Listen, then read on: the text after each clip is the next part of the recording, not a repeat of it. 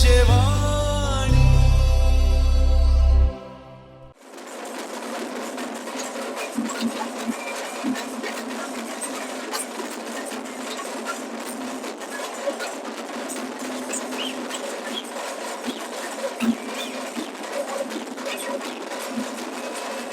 Movie ಮಾತ್ರ full ಬೆಂಕಿ ಆಗೈತೆ. ಒಂದೊಂದು ಸೀನ್ಗಳು ಫುಲ್ ಆಗೈತೆ. ಫುಲ್ ಗೂಸ್ ಬಂಪ್ಸ್ ಇದ್ದಂಗಿತ್ತು. ಚರ್ಮ ಕುತ್ಕೊಂಡು ಸಿನಿಮಾ ನೋಡಕ್ಕೆ ಆಯ್ತಿಲ್ಲ, ಎದ್ದದ್ ಕುಣಿಬೇಕು ಅನ್ಸಿತ್ತು ಆ BGM ಗೆಲ್ಲ ನೋಡಿದಾಗ.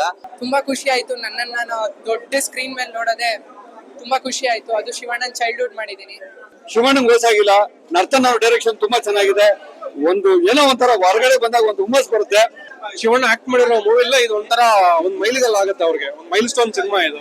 ಕನ್ನಡದಲ್ಲಿ ಇಂಥ ಸಿನಿಮಾ ಬರ್ಬೇಕಿತ್ತು. ನಾನು 100 ಕೋಟಿ ಕೊಟ್ಬಿಟ್ಟು ಫ್ಯಾನ್ ಇಂಡಿಯಾ ಯಾರ್ ಬೇಕಾದ್ರೂ ಮಾಡ್ಬೋದು. ಆದ್ರೆ ಕನ್ನಡದಲ್ಲಿ ಅಚ್ಚ ಕನ್ನಡದ ಫಿಲ್ಮ್ ಮಾಡ್ತೀನಿ ಅಂತ ಬಂದಿದ್ರಲ್ಲ ಶಿವಣ್ಣ, ಅದು ಗ್ರೇಟ್. ಒಂದಂತ ಹೇಳ್ತೀನಿ, ದೇಶಕ್ಕೆ 3 ಬಣ್ಣ, ನಾಡಿಗೆ 2 ಬಣ್ಣ, ಕನ್ನಡ ಇಂಡಸ್ಟ್ರಿ ಕಿಂಗು ನಮ್ ಶಿವಣ್ಣ. ಏನ್ ಸರ್ ಸಿನಿಮಾದಲ್ಲಿ 63 ವರ್ಷ ಅಂತಾರೆ, ಏನೋ 63 ವರ್ಷ ಅಂತ. ಫಾರ್ ಆನಂದ್ ಅಂತಾರಲ್ಲ, ಅಲ್ಲಿಂದ ಇಲ್ಲಿವರೆಗೂ ಅವ್ರು ಜರ್ನಿ ಸ್ಟಾರ್ಟ್ ಮಾಡಿ ಎಷ್ಟು ಸಿನಿಮಾಗಳು ಕೊಟ್ಟವ್ರೆ. ಈ ಸಿನಿಮಾದಂತೂ ಸೂಪರ್ ಐತೆ. ಮಾಟ ಮಂತ್ರಲ್ಲ ಪಕ್ಕಗಿಟ್ಟು, ದೇವ್ರನ್ನ ನಂಬಿ ಭಕ್ತಿ ಇಟ್ಟು, ಬೈರೈತಿ ರಣಗಲ್ ಸಿನಿಮಾ ಸೂಪರ್ ಇಟ್ಟು. ಒಂದ್ ಒಳ್ಳೆ ಸಿನಿಮಾ. ಒಂದಂತ ಹೇಳ್ತೀನಿ, ಜೋಗಿ ಪ್ರೇಮ್ಸ್ ಒಂದ್ ಒಳ್ಳೆ ಲೈನ್ ಬರ್ದವ್ರೆ ಶಿವಣ್ಣನ ಬಗ್ಗೆ. ಮೊನ್ನೆ ಬಂದವರೆಲ್ಲ ನಂಬರ್ 1 ಅಂತಾರೋ, ಅವ್ರವ್ರೆ ಸಂಘ ಕಟ್ಕೊಂಡ್ ಬಿರ್ದು ಹಿಡ್ಕೊಂಡ್ ನಿಂತಾರೋ. ಶಿವಣ್ಣ ನಿಮ್ಗೆ ನಂಬರ್ಗಳ ಲೆಕ್ಕ ಇಲ್ಲಣ್ಣ.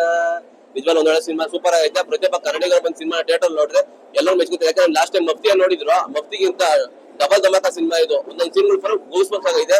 ಶಿವಣ್ಣ ಮಚ್ಚಿಡ್ಕೊಂಡ್ರು ಸೈ ಅಂತಾರೆ, ಶಿವಣ್ಣ ಸೆಂಟಿಮೆಂಟ್ಗೂ ಸೈ, ಶಿವಣ್ಣ ಗನ್ ಹಿಡ್ಕೊಂಡು ಫೈರ್ ಮಾಡ್ತಾರೆ ಅದಕ್ಕೂ ಸೈ. ಸರ್ ಎಲ್ಲಾ ಕಡೆ ಪೊಲೀಸ್ ಸ್ಟೇಷನ್ ಮಾಡ್ತಾರೆ, FIR ಆಗ್ತಾರೆ.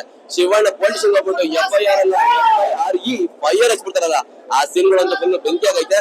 ಕ್ಲೈಮ್ಯಾಕ್ಸ್ ಅಲ್ಲಿ ತೋರಿಸ್ತಾರಲ್ಲ, ಶಿವಣ್ಣ ಎಂಟ್ರಿ ಎಲ್ಲ ಕೊಡ್ತಾರೆ, ಅದೆಲ್ಲ ಮಸ್ತ್ ಆಗೈತೆ. ಪ್ರತಿಯೊಬ್ಬ ಕನ್ನಡ ಥಿಯೇಟರ್ ಬಂದ್ ಸಿನಿಮಾ ನೋಡ್ರೆ ಎಲ್ಲರೂ ಮೆಚ್ಕೊಂಡು ಹಬ್ಬದೂಟ ಗುರು ಏನೈತೆ. ನನ್ ಮೈ ಮೇಲೆ ಕನ್ನಡ ಬಾವುಟ, ಇವತ್ತಿಂದ ದೊಡ್ಡ ಮನೆ ಫ್ಯಾನ್ಸ್ ಆರ್ಭಟ ಸೂಪರ್ ಆಗೈತೆ. ತುಂಬಾ ಖುಷಿ ಆಯ್ತು. ನನ್ನನ್ನು ನಾನು ದೊಡ್ಡ ಸ್ಕ್ರೀನ್ ಮೇಲೆ ನೋಡೋದೆ ತುಂಬಾ ಖುಷಿ ಆಯ್ತು. ಅದು ಶಿವಣ್ಣನ್ ಚೈಲ್ಡ್ಹುಡ್ ಮಾಡಿದೀನಿ. ಇನ್ನ ಖುಷಿ ಆಗ್ತಿದೆ. ಮೂವಿ ಬಗ್ಗೆ ಹೇಳ್ಬೇಕಂದ್ರೆ ಸೂಪರ್ ಹಿಟ್ ಆಗತ್ತೆ ಅಂತ ಅನ್ಕೊಂಡಿದೀನಿ. ಸೆಕೆಂಡ್ ಹಾಫ್ ತುಂಬಾ ಇಷ್ಟ ಆಯ್ತು.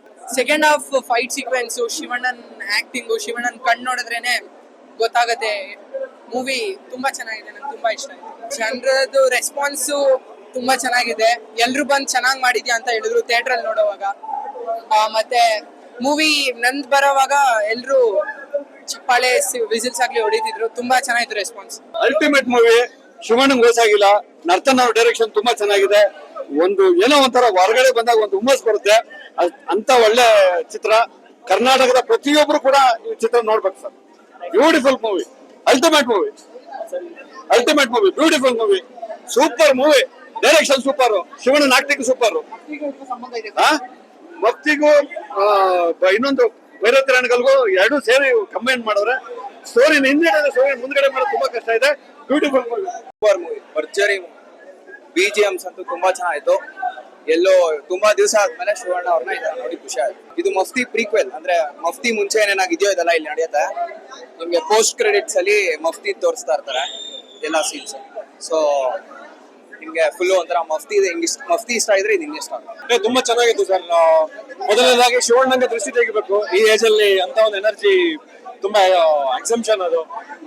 ಲೈಕ್ ಸಿನಿಮಾ ಒಂದು ಬಂದು top notch. Like Mufti prequel ಆದ್ರೂ ಲೈಕ್ ಆ ಒಂದು ಮೂಲ ಕಥೆನ ಹಿಡಿದು ಅವರು ಹೇಳಿದ್ದಾರೆ. ನಾವು ಕಥೆ ಹೇಳಕ್ಕಾಗಲ್ಲ, ಸಿನಿಮಾ ಬಂದು ನೋಡ್ಬೇಕು. ಶಿವಣ್ಣ ಈ ಏಜ್ ಅಲ್ಲಿ ಎನರ್ಜಿ, ಲೈಕ್ ಅವ್ರಿಗಿರೋ ಒಂದು ದೊಡ್ಡ ವೆಪನ್ ಅಂತ ಹೇಳಿದ್ರೆ ಅವ್ರ ಕಣ್ಣಲ್ಲಿ ಆಕ್ಟ್ ಮಾಡ್ಬಿಡ್ತಾರೆ.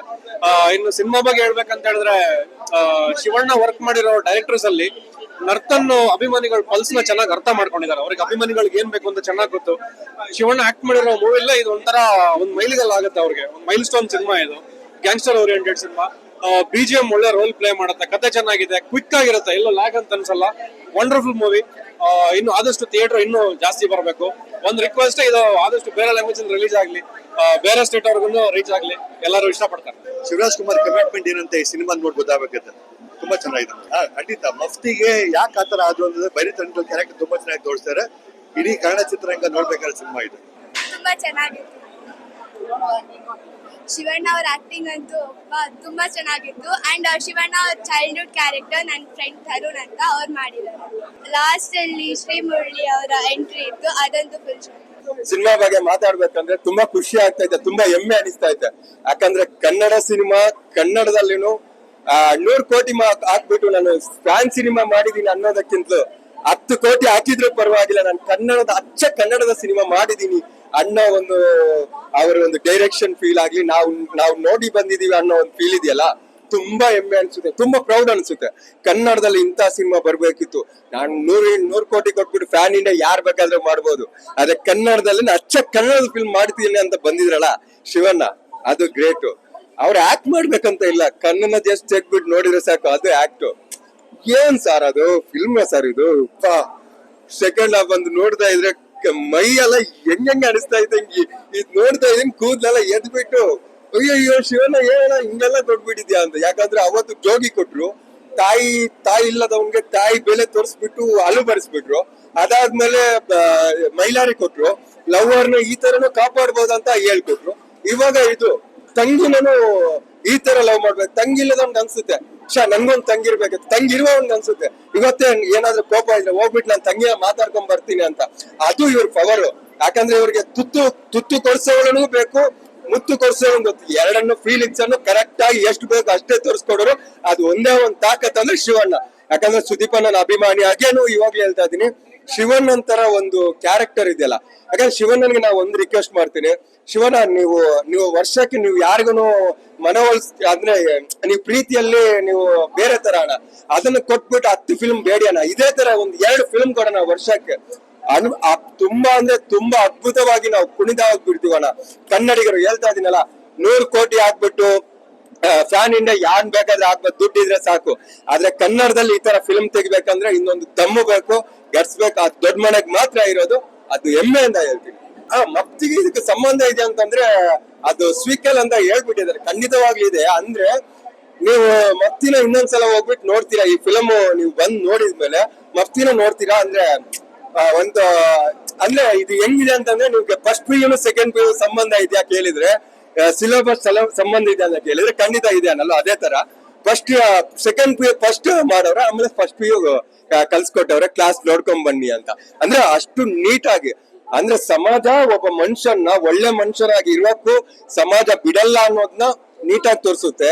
ಅಂದ್ರೆ ನೀಟಾಗಿ ನಂಗೆ ತಾಳ್ಮೆ ಇದೆ ಅಂತ ಹೇಳ್ಬಿಟ್ಟು ನೀನು ಎಷ್ಟು ಬೇಕಾದ್ರೆ ಓದಿ, ನೀನ್ ಓದೆ ನನ್ ತಾಳ್ಮೆ ಅಂತ ಪರೀಕ್ಷೆ ಮಾಡ್ತೀಯ ಅಂತಂದ್ರೆ, ಅದನ್ನ ನಾನು ಒಂದೇ ಸಲ ಎದ್ದು ಬಂದ್ರೆ ಆ ತಾಳ್ಮೆ ಶತ್ರುವಿನ ಖಡ್ಗ ಆಗುತ್ತೆ ಅಂತ ಹೇಳ್ಬಿಟ್ಟು ತುಂಬಾ ನೀಟಾಗಿ ಕಲ್ಸ್ಕೊಟ್ಟಿದ್ದಾರೆ.